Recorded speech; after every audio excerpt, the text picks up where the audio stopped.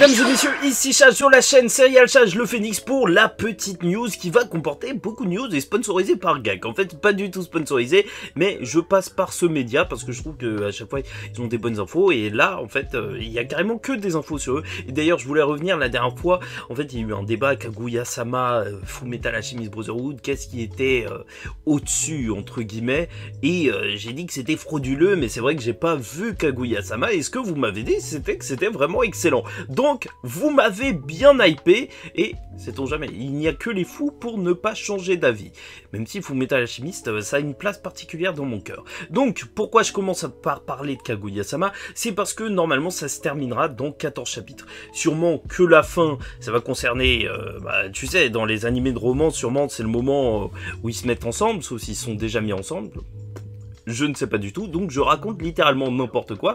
Ensuite, ah non, ça c'était une vidéo que je regardais. Pour Netflix, ils ont annoncé qu'il y a enfin la scène de fin de l'épisode 139 d'Hunter x Hunter qui est disponible. En fait, non, l'épisode 135, la fin légendaire où justement tu les vois jouer et cette scène, elle te prend aux tripes et franchement c'était super triste parce que normalement c'est vrai que ça arrivait pendant le générique, donc en fait Netflix il l'avait carrément coupé, ça avait fait énormément de bruit en mal. Enfin là je sais pas pourquoi ils sont occupés de ça maintenant, sûrement avec la reprise du manga, alors ça avait du bruit et donc ils s'en sont occupés. Dans tous les cas ça fait plaisir, vous pouvez aller visionner cette scène. Épisode 135, voilà. Et donc, on a aussi, justement, le trailer pour la deuxième partie de Spy X Family, qui aura lieu en octobre. Donc, voilà, la deuxième partie de l'animé, ce sera à ce moment-là. Et là, parlons peut-être de l'animé qui me hype le plus pour cette année. En fait, peut-être pas cette année, puisque Uzumaki de Junji Ito va être déplacé, alors que ça avait été reporté plusieurs fois. C'est normal avec la pandémie, mais là, ça devait sortir en octobre, sauf que ça a été encore décalé, mais le réalisateur il a dit qu'il préfère prendre son temps pour sortir une œuvre vraiment fidèle. Et pour l'instant, ce qu'on voit de l'animé, c'est que ça a l'air extrêmement fidèle avec le premier teaser qu'on a eu, mais c'est en fait on dirait que c'est les pages du manga qui ont été animées, ce qui marche extrêmement bien, surtout que c'est en fait un auteur qui est connu pour faire de l'horreur. Et là, ces dessins, justement, il faut absolument qu'ils soient bien retranscrits, justement, dans son style. Enfin, ça, je trouve ça vraiment génial, parce que là, le style, il a vraiment une importance particulière. Donc, moi, j'attends que ça. Je pense vraiment que même pour un animé style Berserk, tu vois, pour adapter Berserk, il faudrait un animé qui reprenne vraiment le style de l'auteur, en limite juste faisant bouger un petit peu les pages. Mais bon, ça, c'est un autre sujet. En tout cas, c'est vraiment l'animé d'horreur qu'on attend le plus, même l'animé tout court. Enfin, personnellement, moi, parce que, en fait, c'est assez rare que je regarde des animés d'horreur, donc je l'attends vraiment beaucoup. Ensuite, là, c'est d'une tristesse affolante, puisque, en fait, voilà, il y a l'adaptation en 3D CGI de Saint Seiya, les Chevaliers du Zodiaque, si tu préfères, et là, ils vont adapter la bataille du Sanctuaire, mais je ne comprends pas pourquoi ils ont adapté ça en 3D. Mais en fait, l'animé peut devenir tellement légendaire, parce qu'on en parlait un petit peu de, justement, des animés, il n'y a pas longtemps, qu'on pourrait voir un reboot et que ça marcherait extrêmement bien, mais Saint Seiya, mais c'est le truc, ça peut péter, mais complètement, mais pourquoi ils nous font ça, tu vois? Ils nous font un animé de bonne qualité, mais ça peut relancer le manga, mais de manière folle, tu vois, même pour les nouvelles générations, ce serait complètement fou, parce que t'as le retour d'Hunter x Hunter, Bleach et compagnie, mais Saint Seiya aussi, hein, et c'est quand même un monument. Bon, bref. Aussi, oui, des nouvelles images de One Piece Odyssey. Je vous avoue que je suis pas super intéressé par les jeux One Piece, normalement. Après, là, c'est un jeu d'aventure, donc peut-être que ça colle un petit peu plus à l'univers de One Piece. Ça peut être assez sympa, plutôt que juste des jeux de combat, parce qu'au final, les combats dans One Piece, c'est pas si présent que ça, en fait. C'est vraiment une grande partie laissée à l'aventure. Bon, après, tu peux choisir tes personnages. Et le truc sympa qu'ils devraient faire, ce serait que Zoro, il bouge dans n'importe quel sens où il se perd. Ça, ce serait marrant. Donc, aussi, on a un nouveau trailer pour le film Sword Art Online, si ça vous intéresse, qui sortira le 10 décembre au Japon. Moi, je vous avoue que je me suis arrêté à la saison où il tirait des guns, enfin, il tirait avec des guns. Et là, bah, un film, franchement, Sword Art Online, SAO pour les intimes. Alors, ça peut très bien marcher. Hein. De toute façon, SAO, c'est une licence qui marche très très bien et qui offre du spectacle. Ça, dans tous les cas, qu'on aime ou qu'on n'aime pas, ça offre du spectacle. Ça met plutôt bien pour les yeux. Donc, un moment détente au cinéma, peut-être bien. 10 septembre au Japon, pas d'infos pour la France. Voilà. Là, sujet qui fâche, bien sûr, bien évidemment, puisque c'est Jojo partie 6, Stone Ocean. Et ça fait mal. Donc, ça devrait venir le 1er septembre sur Netflix. Je vous rappelle que ils nous avaient lâché une première salve d'épisodes, je crois qu'il y en avait 12. Donc, il y a de cela très longtemps, peut-être trop longtemps pour que je me souvienne de la date. Et là, on a attendu. On a attendu. C'est franchement affreux. C'est d'une tristesse, mais c'est vraiment très très pénible. Je sais pas pour vous, mais je trouve qu'ils ont vraiment réussi à tuer la hype. Alors que Jojo, l'animé, mais comment il est fédérateur, comment il y a tout le monde qui est derrière. C'est vraiment super dommage. Même moi, qui suis vraiment à fond, bah là, tu me dis Jojo, malheureusement, voilà, ils ont réussi à tuer la hype, alors que j'étais vraiment bien dans cette partie-là. Bon, donc on verra tout ça en septembre. De toute façon, il y aura des reviews sur la chaîne et tout. Ça arrivera, vous inquiétez pas. Donc aussi, trailer pour Genshin Impact, la version 2.8. Et je vous avoue que je sais pas trop quoi en dire, ça arrive en juillet. Et bah pour l'instant, je ne joue pas à Genshin Impact. Pourquoi? Parce que j'attends qu'on me propose une sponsor pour commencer à créer mon compte. Mais bon, vu qu'on me la propose pas, bon, on va attendre, hein, on va attendre. Oui, personne n'aime Chage, c'est ça, c'est comme ça que ça se passe. Et donc, ensuite, purée, il y a vraiment beaucoup de trucs. Il y a eu l'affiche pour Mashle. Je vous rappelle qu'il y a un animé qui est prévu et que le manga se termine bientôt. Bon, on a aussi le trailer pour Mushoku Tensei saison 2 et il faut dire que ça a l'air assez propre. Hein. Ça reste dans la lignée de ce que nous avait proposé la saison 1 avec l'animé qui sort en 2023. En plus, là, gros truc vraiment très très gros. C'est Mob Psycho saison 3 pour octobre 2022. En gros, en octobre déjà, on va se mettre extrêmement bien, que ce soit avec Bleach ou Mob Psycho saison 3. À chaque fois, ça me fait penser au Random Watcher. Et il y a carrément l'opening qui a été leak et il y a eu énormément de bruit autour. C'est vrai qu'il a l'air juste magnifique. Tu sens vraiment que ça va être, encore une fois, une masterclass. Ça, c'est juste excellent. Dès octobre, en gros, la rentrée se fera en fanfare. Et on a eu l'annonce que Solo Leveling arriverait en 2023. Bon, pour l'instant, en fait, on a eu un trailer entre guillemets, mais c'est plus un teaser qu'autre chose, vu que c'est plus des images fixes qu'autre chose, avec tu vois un petit peu de pages colorées, des trucs qui bougent et tout, mais c'est pas un vrai trailer.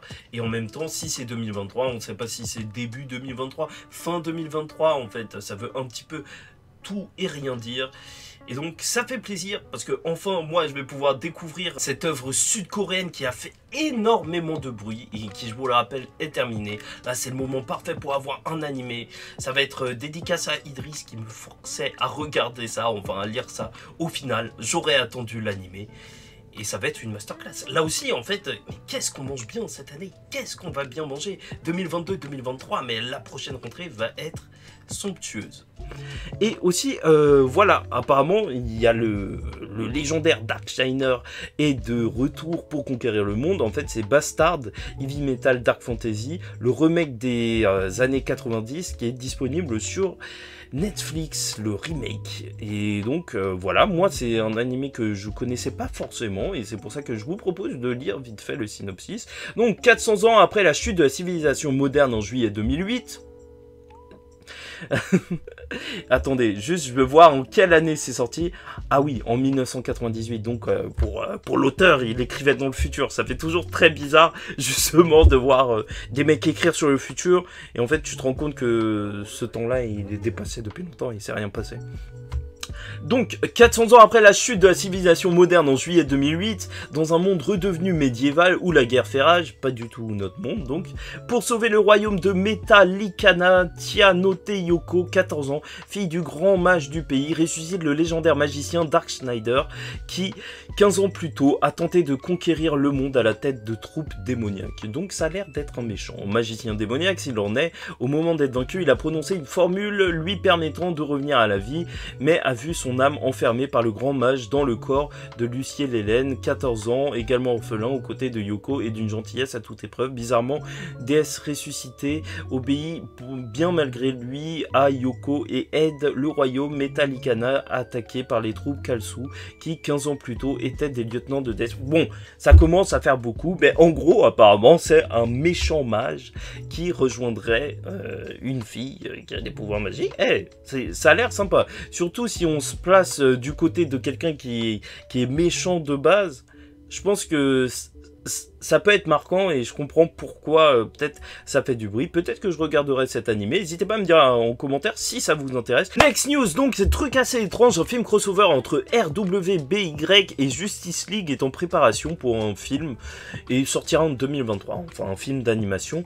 Et je vous avoue que je connaissais pas du tout RWBY et sûrement si vous avez entendu parler de cette news, alors je pense que vous non plus, vous n'en avez pas entendu parler. Et bien sûr ça ressemble à un animé, donc c'est vrai que ce serait complètement fou, sauf qu'en réalité, d'après ce que j'ai lu, bah voilà, ça vient des États-Unis, de notre bon vieux pays des burgers, donc ça semble en fait assez logique qu'ils fassent un crossover, même si c'est assez particulier, hein. Enfin on imagine mal les deux, mais apparemment il y a déjà eu des comics où ils se sont rencontrés, donc voilà, en fait, c'était pas une news si folle que ça, tu vois. C'est pour ça que je tenais à vous le dire que si vous voyez ça passer, non, c'est pas encore la fusion du Japon et des États-Unis. Il me semble que de toute façon, les Marvel, ils avaient eu un crossover avec l'attaque des Titans, mais on n'est pas sur quelque chose du même calibre. Donc, la saison 2 de To Your Eternity est prévue pour l'automne 2022 et sortira sur Crunchyroll.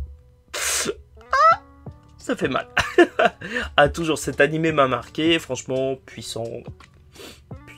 Franchement, est-ce que je suis prêt psychologiquement à me retaper cette vie? Parce que je vous rappelle que c'est l'histoire en fait d'une pierre immortelle, ouais je sais c'est bizarre, qui prend la forme des gens qu'elle rencontre, et vu qu'elle est immortelle, en fait elle va traverser les époques, et en fait tu vas avoir plein d'histoires différentes au sein du même animé, et ce qui va être assez intéressant, et même parfois attachant, parce qu'en fait il va juste passer dans la vie des gens, mais parfois il va vivre des années avec eux, et il va les suivre même parfois jusqu'à leur mort. Enfin c'est vraiment marquant comme animé, franchement je vous le conseille. On a aussi eu le trailer justement pour cette saison 2 de To Your Eternity qui a l'air de bien avancer, hein. On le voit rencontrer plein de personnes différentes. Je me demande si justement on va plus s'attarder sur les vrais ennemis de cette série. On verra bien, dans tous les cas. On est prêt ou pas? Je vous le conseille, c'était vraiment mon animé préféré de l'année, avant Osama Ranking of Kings, qui a taclé un petit peu tout ça. Enfin, il faudrait que je me pose pour réfléchir à ça, parce que c'était des animés que j'attendais pas forcément. Parce que, voilà, je les connaissais pas de base. Il va y avoir un retour de Trigun, 24 ans après la première version de l'animé, avec le premier trailer de Trigun Stampede, et aucun rapport avec One Piece. Donc, voilà, on va y écrire revoir, mais je l'ai pas vu. Ce sera en CGI, enfin un truc où là la qualité de mon ordi est dégueulasse, mais voilà. Après le personnage est iconique, et c'est pour ça que, je sais pas pour vous, mais moi je l'ai vu à plusieurs endroits, mais je me suis jamais intéressé vraiment à l'histoire qui est racontée. Voilà, ça c'est Trigun. Donc apparemment l'animé il viendrait de 98, hein, le premier. C'est post-apo western, enfin franchement, ça peut être un bon délire, parce que ça peut faire délire rétro et tout, et en plus là c'est l'histoire de quand il était jeune. Si ça débouche sur un reboot justement de cette série d'animation de 1998, vu que là c'est au préquel ce qui s'est passé avant, ce serait cool que justement ensuite il continue. Donc voilà, le synopsis de la série normale Trigun, c'était sur la planète brûlée par les rayons du soleil, Vash The Stampede, aka le typhon humanoïde, est une tête recherchée et mise à prix pour la modique somme de 60 millions, je sais pas, trillions.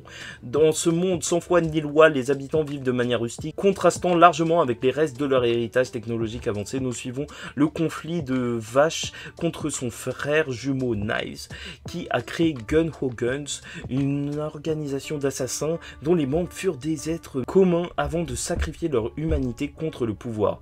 Ah, ça peut être intéressant. C'est vrai que ça a l'air très intéressant. En plus, si ça a une vibe un petit peu ancienne et tout, tu connais les héros à l'ancienne, un petit peu badass, ça peut être cool. C'est donc sur ça, chers camarades, qu'on va s'arrêter. J'espère que ça n'a pas été trop laborieux, justement, de me voir lire les synopsis. Est-ce que ça vous plaît ou pas? Parce que je vous avoue que c'est un truc que je fais, moi, pour voir de quoi parle la série. Mais c'est sympa aussi de le lire ensemble. Enfin, parfois, je résume mal les choses et autant se fier à des professionnels. Enfin, de toute façon, j'essaye de lire assez vite, même si peut-être que vous avez trouvé que c'était long. Donc, voilà. En tout cas, n'hésitez pas à liker ou disliker la vidéo si ça ne vous a pas plu. Commentez, donnez-moi votre avis sur tout ça en commentaire ou juste sur certaines choses qui vous intéressent ou pas. Et abonnez-vous si vous n'êtes pas abonné. En attendant la suite, je vous dis, tiens tout le monde, faites très attention à vous et surtout, paix.